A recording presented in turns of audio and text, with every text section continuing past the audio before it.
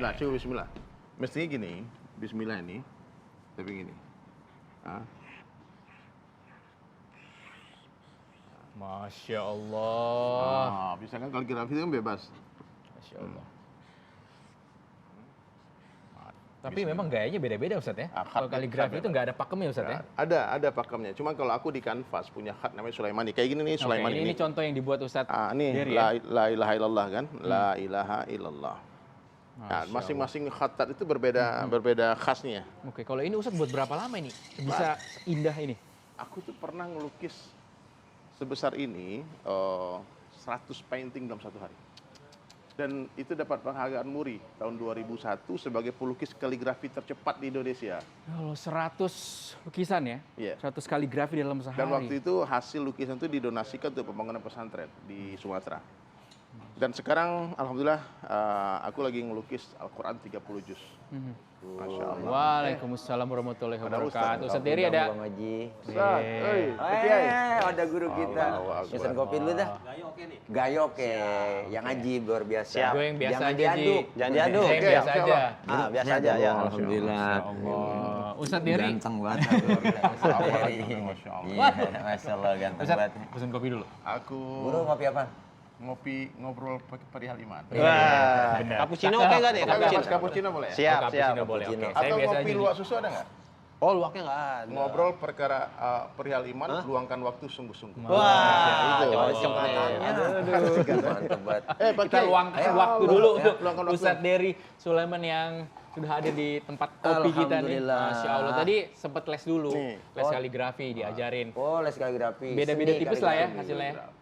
Beda tipis ya Ustadz ya? Saya juga biasa sebenarnya. Boleh Bisa. nggak? Coba. Masih contoh. Belajar. Pakainya itu orang santri, pesantren lagi. Oh biasa, coba kita lihat nih, habis itu kita nilai ya.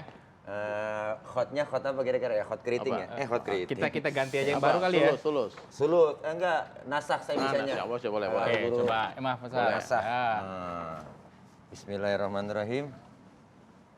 Kita lihat. Waduh. Mantap kan? Nah, ini khot keriting. Gimana Ustadz Dery? Oh keren.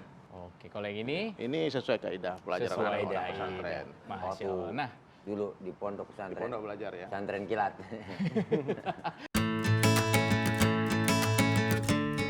Mendapat hidayah, kemudian berhijrah. Itu yang terjadi dalam kehidupan Ustadz Dery Sulaiman. Dikenal sebagai musisi aliran cadas, tak lantas membuat hati Dery keras. Berbagi ilmu agama yang ia miliki, meski kadang harus ke tempat yang tak dianggap suci. Ya, tak hanya di masjid. Ustadz Dery tak segan berdakwah masuk ke dalam diskotik. Bagaimana proses penghambaan diri Ustadz Dery kepada Robnya? Apa yang menjadi titik balik dalam proses mencari jati diri? Nah, saksikan kisah perjuangan Ustadz Dery dalam mencari ridhonya hanya di Ngobrol Perihal Iman. perjalanan spiritual dari Ustadz Dery Sulaiman Allah. sebelum menjadi pendakwah seperti saat ini. Saya sebetulnya basic itu ada agama karena orang Minang. Kami itu di Minangkabau itu Pak Kiai gadang di surau. Gadang di surau. Besarnya di Besar, musola. besar di musola. Jadi senakal-nakalnya orang Minang, dia punya basic agama. Jadi saya alhamdulillah waktu itu ada Ibtidaiyah, MDA, kemudian sempat 3 tahun pesantren Sanawiyah di Padang Panjang. Nah, di sana itu basic kaligrafi dipelajari. Kemudian setelah tamat Sanawiyah itu terjadi hentakan. Allah kuasa yang membuat jalan hidup seseorang itu berbagai macam. Singkat cerita saya ke Jakarta bergabung bikin band namanya Gibraltar, gabung dengan Betrayer yang bendera kuning kan. Betul. Dan siapa yang nggak kenal Betrayer, band metal yang paling disegani lah waktu itu 97, 98 itu. Nah 98 ketika ada huru hara turun presiden, demo besar-besaran saya ke Bali. Di Bali Pak Kiai itu maunya mau jadi orang gila di Bali, hidup tanpa aturan, bebas kan. Karena saya pikir Islam tidak support hobi saya. Hobi saya itu melukis potret, melukis orang, kemudian musiknya metal ya, nggak cocok lah gitu. Ternyata Allah berkuasa memberi saya hidayah itu di Bali.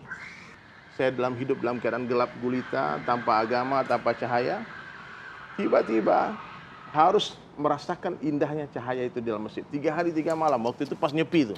Nyepi kan nggak boleh keluar. Iya. Nah, jadi momentum nyepi itu saya gunakan untuk itikaf.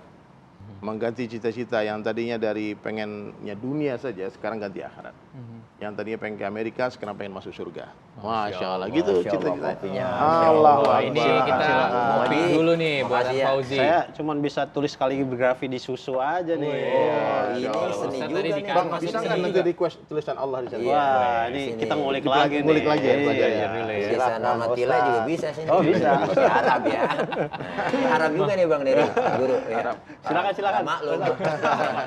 Arab cemas. Masya Allah. Setelah Ustadz Dery Sulaiman ini memutuskan untuk hijrah begitu ya, dan sudah yakin bahwa membutuhkan Allah, apa yang dilakukan seketika dilakukan saat itu Ustadz Dery Sulaiman?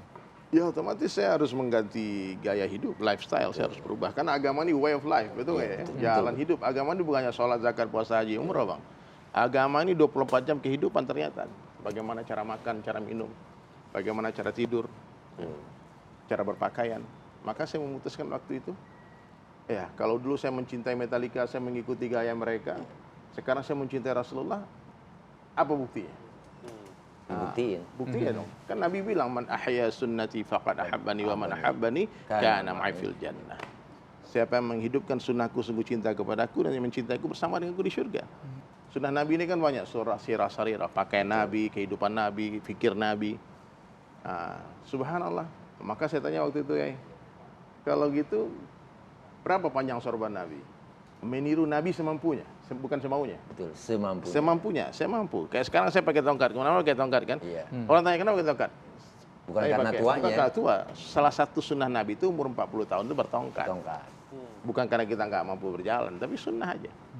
Jadi yang tidak mampu meniru Nabi 100%, jangan tinggalkan 100%. Tuh, Itu kan kaidahnya gitu ya Pak. Kiai. bedanya begitu. Menarik sekali Ya, ceritanya itu. Ustadz dari Sulaiman ya. Ustadz ya, kita tapi ngopi Luar dulu biasa. nih. Ayo, udah keburu Ini luar dingin biasa kopinya. nih kopi ini. Silakan. Masya Allah. Ngobrol Guru Dery. perihal iman. Bismillahirrahmanirrahim. Masya Allah. Masya Allah.